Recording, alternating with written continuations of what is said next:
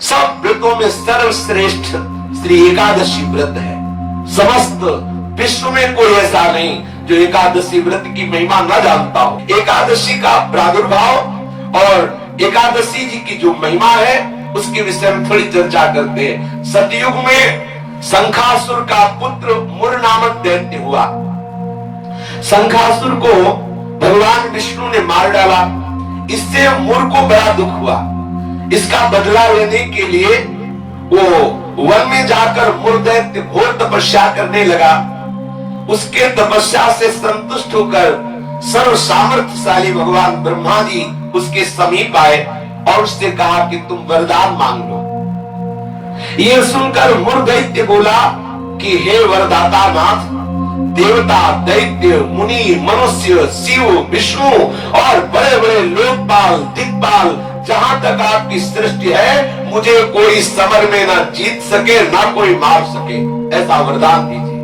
इतना उसने तप किया मुर दैत्य ने कि भगवान ब्रह्मा को विवश होकर के ऐसा ही हो तथास्तु, ऐसा ही वो कहना पड़ा। अब ब्रह्मा जी ऐसा कह करके अपने लोक को चले गए। अब जो असुर है वो वर पा करके बड़ा बलवान हो गया। किस लोकपाल के पास जाता, ललकार कर उसे परास्त कर देता, क्योंकि मर सकता नहीं। ब्रह्मा जी ने ऐसा वर दिया है। लोकपालों को जीतकर समस्त लोगों पर अपना उसने अधिकार कर लिया और समस्त लोकपालों के पद पर वो दैत्यों को नियुक्त करता। दैत्य सदैव विपरीत भावना वाले समस्त ब्राह्मणों को, भक्तों को, गाय को, ऐसे सब संतों को सताना, मारना, काटना, महान अत्याचार मुर दैत्य के द्वारा फैल गया। दुखी होकर के समस्त देवता भगवान शंकर जी के पास गए। भगवान शंकर जी सबको आश्वासन दिए, क्योंकि वो कल्याण स्वरूप है। जब जब कोई भारी विपत्ति पड़ती है तो समस्त देवता महादेव जी के पास जाते, फिर महादेव जी उपाय बताते। देवताओं ने भगवान शंकर से कहा हमारी रक्षा करो। भगवान शंकर ने आश्वासन दिया और स्वयं देवताओं ने अपने पार्षदों के सहित युद्ध के लिए ललकारा। मुर दैत्य ने बहुत भयंकर युद्ध किया, लेकिन युद्ध में विजय मुर दैत्य की हुई, क्योंकि आशीर्वाद है भगवान ब्रह्मा जी का। अब देवताओं ने देखा दैत्यों की तो प्रबल सेना बढ़ती चली आ रही है। अब भगवान श्री हरि का स्मरण किया, भगवान विष्णु का कि हे नाथ, आप ही अब रक्षा कर सकते हो।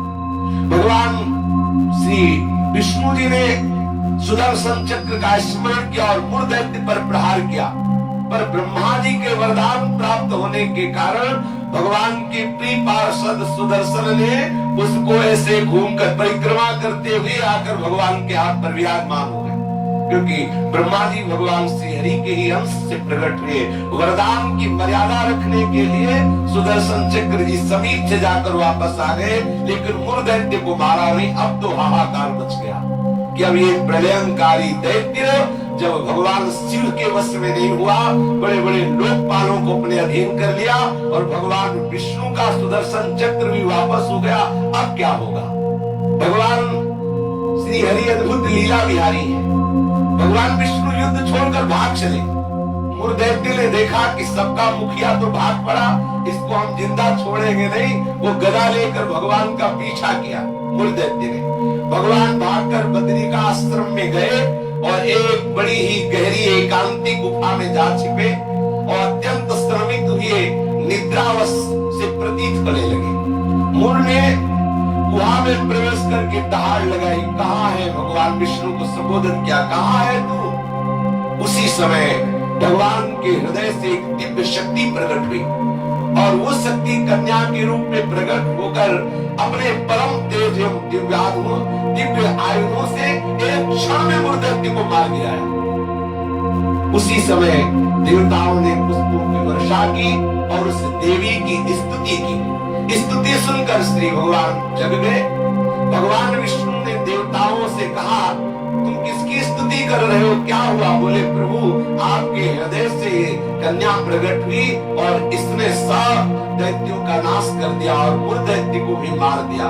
भगवान ने कहा कि ये कन्या जो हमारे हृदय से प्रकट हुई, ये एकादश तिथि को प्रकट हुई।